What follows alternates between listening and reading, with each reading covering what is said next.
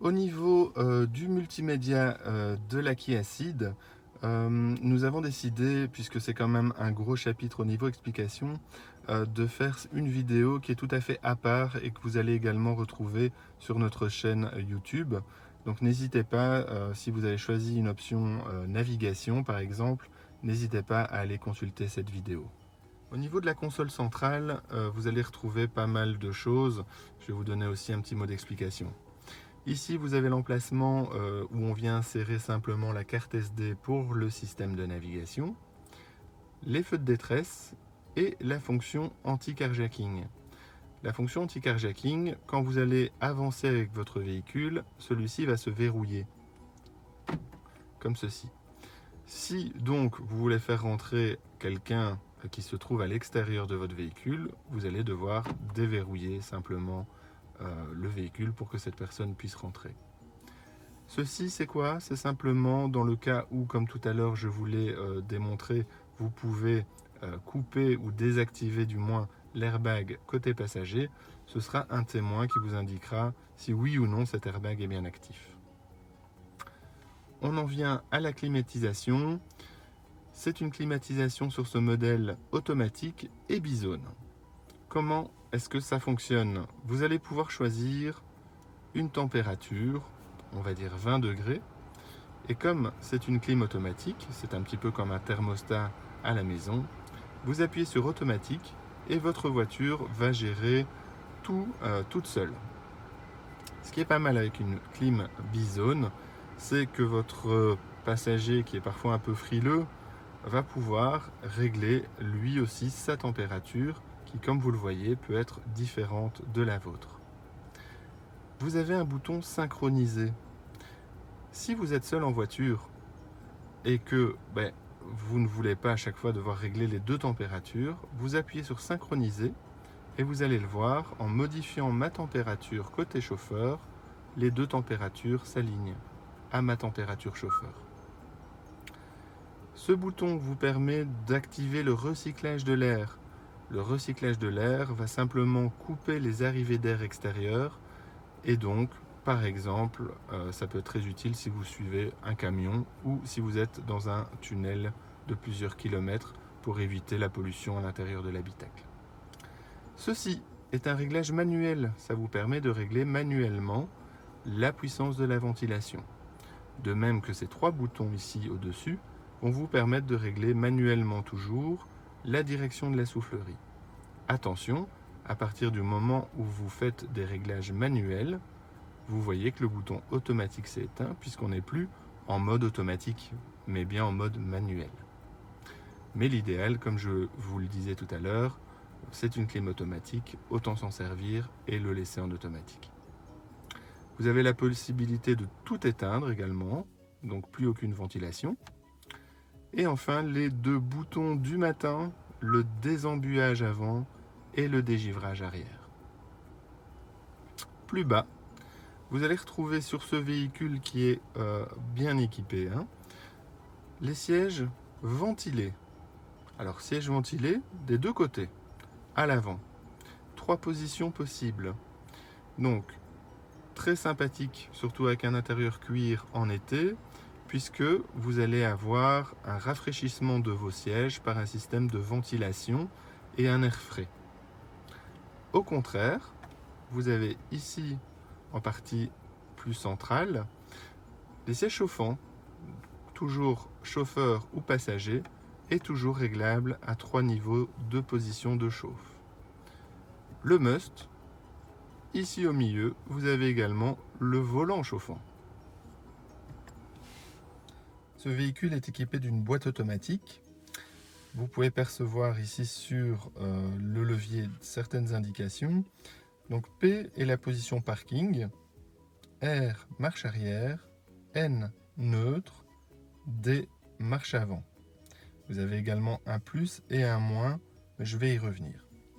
P, donc c'est la position qu'il faut utiliser quand le véhicule est à l'arrêt pour pouvoir démarrer ou éteindre le véhicule. Pour pouvoir passer d'une position parking à une autre position, vous avez une petite gage de sécurité sur le côté du levier. Vous appuyez sur ce petit levier de sécurité et ensuite vous actionnez votre marche arrière. Ensuite vient le neutre, quand même beaucoup moins utilisé en boîte automatique. Et enfin, la marche avant. Quant au plus et moins que vous pouvez apercevoir là, il suffit de prendre votre levier de vitesse et de le basculer vers la gauche. Quand vous faites ceci, vous êtes en boîte séquentielle. C'est-à-dire que vous allez pouvoir passer, un peu comme pour une boîte manuelle, vos rapports vous-même. Première, deuxième, troisième, rétrogradé, comme ceci. Ensuite, vous avez ici plusieurs fonctions. Sport, c'est parce qu'en boîte automatique sur ce modèle, vous avez une fonction sport. Donc une fonction qui va pousser un peu le véhicule plus loin dans les tours. Donc avoir une conduite un peu plus agressive qu'en mode classique. Ceci, c'est le bouton Start-Stop, c'est-à-dire que ce véhicule est équipé d'un système qui permet des économies de carburant. C'est-à-dire que quand vous allez être à un feu rouge, à l'arrêt, pied sur le frein, le moteur se mettra en pause. Dès que vous lâcherez le pied du frein et que vous réaccélérerez, pas de souci, le véhicule redémarrera. Ce bouton permet d'activer ou non la détection d'obstacles à l'arrière. Par défaut, ça doit rester activé. Ce bouton sert plutôt aux personnes qui équiperaient leur véhicule d'une attache remorque. C'est pour éviter oui, en marche arrière avec une remorque, que la détection sonne en continu tout le temps. Et enfin, le parking automatique. Ce petit bouton, cette fonction va vous permettre de vous garer automatiquement. C'est-à-dire que vous allez approcher d'un emplacement de parking disponible, par exemple entre deux véhicules. Vous allez actionner votre clignotant. Le véhicule va calculer l'espace qui sépare ces deux véhicules, va vous dire s'il est possible de s'y garer. Et s'il est possible de s'y garer, vous donnera des instructions telles que mettez-vous en marche arrière, mettez-vous en marche avant. Vous allez pouvoir par contre lâcher tout à fait le volant, puisqu'elle va effectuer ce créneau ou cette manœuvre de stationnement seule. Un peu plus bas sur la console, vous allez retrouver la commande de frein de stationnement. Pour enclencher le frein de stationnement, vous appuyez d'abord avec votre pied sur la pédale de frein, vous tirez vers le haut et votre frein de stationnement s'active. Pour l'enlever, c'est la même manœuvre dans l'autre sens. Toujours pied sur la pédale de frein, vous appuyez sur le bouton, le frein de stationnement est enlevé. Ici, la fonction Auto Hold. Je vous le disais tout à l'heure, on est sur une version automatique.